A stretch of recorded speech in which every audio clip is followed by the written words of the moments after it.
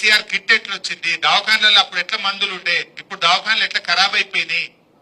ఇవాళ నీళ్లు అంటే యాదికి వచ్చింది.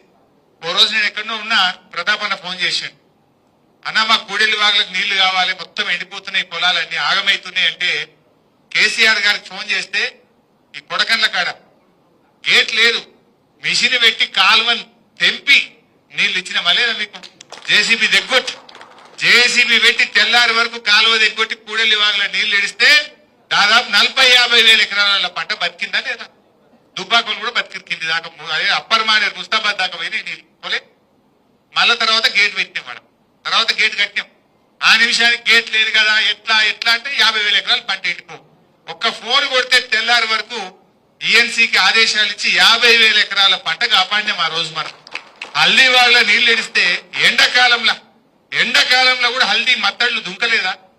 గద్దర్ వారి ఊరికి ఒక లిఫ్ట్ పెట్టమంటే నేను లిఫ్ట్ పెడితే గద్దర్ గారి చేతుల మీద లిఫ్ట్ ఇనాగ్రేషన్ చేస్తే వాళ్ళ ఊరికి నీళ్లు పోయినాయా లేవా. గద్దర్ మెచ్చుకున్నాడా లేదా మన పాలన ఆ రోజు. ఇవన్నీ కూడా మీకు తెలుసు. ఇట్లా ఎన్నో విషయాలు ఉన్నాయి.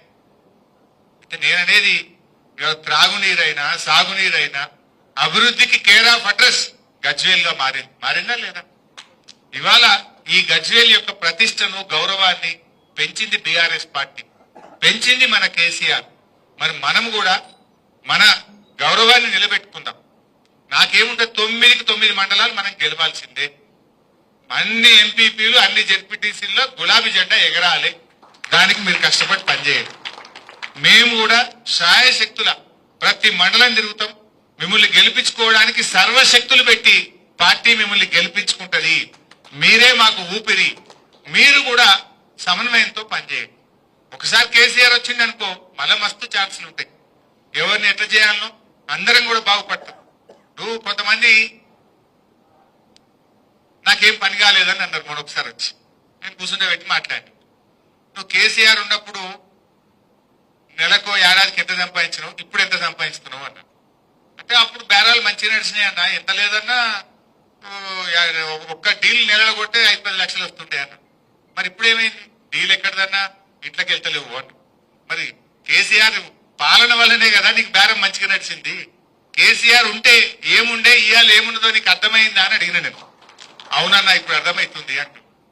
ఒక మంచి పాలన ఉంటే, ప్రజలు బాగుంటే, వ్యాపారాలు బాగుంటే అందరికీ చేతినిండా పని ఉంటుంది. అందరూ కూడా సంతోషంగా. మేస్త్రీలు ఉంటారు, 4 ఇళ్ళు, ఇప్పుడు గజ్వేల్ మున్పట్లకి ఇల్లు కట్టురా.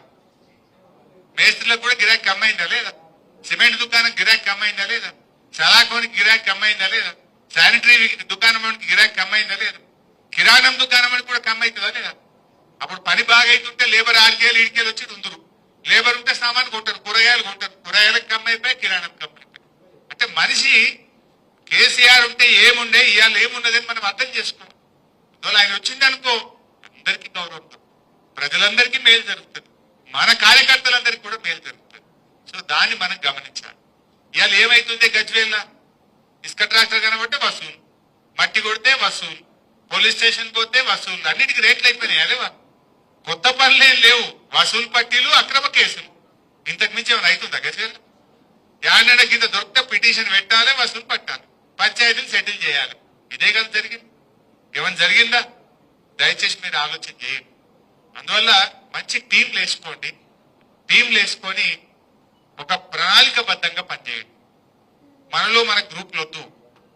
తర్వాత మనం ఒక్క సీట్ ఓడిపోయినా బాధపడేది మీరే. మళ్ళా మాకేముంటది, మా ఎంపీపీ గారు మండల ఆఫీసులో కూర్చుంటే ఎప్పుడైనా మేము కూడా వచ్చాడు కూర్చుంటాం.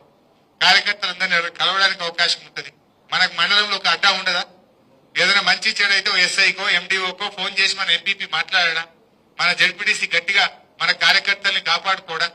అందువల్ల మనం అన్ని గెలవాలి, అన్ని మండలాలు గెలవాలి. అందరూ కూడా సహకరించండి. ఏ కార్యకర్తను కూడా మనం మిస్ చేసుకో, మళ్ళీ కూర్చొని మాట్లాడుకుందాం మండలాల వారిగా.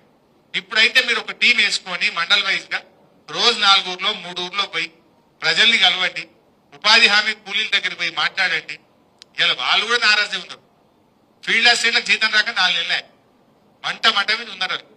వాళ్ళు వద్దన్నా మనకు పనిచేస్తారు. బీఆర్ఎస్ చేయరా? 4 నెలల నుంచి జీతం రాకపోతే కడుపు కాలితే ఎవడుకుంటాడే. టెక్నికల్ అసిస్టెంట్లు కావచ్చు, ఫీల్డ్ అసిస్టెంట్లు కావచ్చు, ఏపీఓలు కావచ్చు, 4 నెలలే జీతాలు రాక. మొన్నటిదాకా పారిశుద్ధ్య కార్మికులు, ఆ ఊడ్చేటోళ్ళకి సఫాయి వాళ్ళకి 3 నెలలే జీతాలు రాక. వాళ్ళు తిట్టుడే. ఈ రకంగా ఎవరిని చూసినా అంత ఆగమాగమే ఉన్నది, ఏ చక్కగా ఉన్నటువంటి పరిస్థితి లేదు. అందువల్ల మీరు కూడా అన్ని వర్గాలను కలుపుకోండి. రేషన్ డీలర్లు ఉంటారు, 4 నెలలే వాళ్ళ కమిషన్ దాకా. రేషన్ డీలర్ల కమిషన్ దాకా 4 నెలలే అవుతారు. వాళ్ళు ఫుల్ నారాజీ ఉంటారు. మీరు ఇట్లా కదిలిస్తే దాన్ని బాధ పెడతారు. ఆశా వర్కర్లను కదిలింది, అన్న మొన్న కలిసిరు, నువ్వు ఉన్నప్పుడు ఎంత మంచిగుంటే సార్, ఆరోగ్యమంతా ఉన్నప్పుడు ఆగమైపోయినాం సార్ అంటున్నాడు.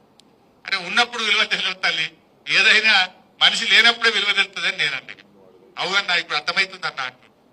అంటే ఇట్లా ప్రతి వర్గం, అది మీరు చిన్న పెద్ద తేడా లేదు, కింది నుంచి మొదలుకుంటే పై వాళ్ళ వరకు అన్ని వర్గాల్లో కూడా చాలా ఇబ్బంది ఉన్నది. ఆత్మీయ భరోసా అన్నారు, ఏది కూలీలకు కూడా నెలకి ఏడాది 12,000 ఇస్తామన్నారు. ఒక్క ఊరికేసిందే ఎగబెట్టింది కథం. ఒకటే ఊరికేసింది, అది కూడా 10-20 మందికి ఇచ్చింది. ఉపాధి హామీ పోయేటోళ్ళందరికీ ఇవ్వాలి కదా, ఒకరికి ఇచ్చిర్రు, అది ఒక్క ఊరికి ఇచ్చిర్రు, కథం చేసింది. ఏది కొనెళ్ళిన పరిస్థితి లేదు. ఇప్పుడు సన్న వడ్లకు పైసలు ఇస్తామన్నారు, బోనస్ ఒక్క పంటకి ఇచ్చిండు. మన యాసంగి కొట్టి, మన యాసంగిలో సన్న వడ్ల పైసలు 1,200 కోట్లు రావాలి. పోయినసారి వానకాలం ఇచ్చిండ్రు, యాసంగి కొట్టేసాడు కథం. ఒకటేసారి ఇచ్చుడు, ఏదైనా రైతు బంధు 2 సార్లు ఇచ్చుడు, 2 సార్లు ఎగ్గొట్టుడు. సన్న వడ్లకు ఒక్కసారి ఇచ్చుడు, ఒక్కసారి ఎగ్గొట్టుడు. ఆత్మీయ భరోసా అంటే ఒక్క ఊరికి ఇచ్చుడు, అన్ని ఊర్లకు ఎగ్గొట్టుడు. రైతు రుణమాఫీ అంటే చేసింది 30 పైసలు, ఎగ్గొట్టింది 70 పైసలు. ఎవరికి ఏ ఊర్ల కన్నా ఓన్లీ రుణమాఫీ కాని వాళ్ళు ఉండరా మీకు? 1,00,000 లోపు ఉన్నారు, 2 లక్షల లోపు ఉన్నారు, 2 లక్షల మీద వాళ్ళు అయితే అందరు ఉన్నారు. ఉన్నారా లేరా? ఆ రకంగా రుణమాఫీ విషయంలో కూడా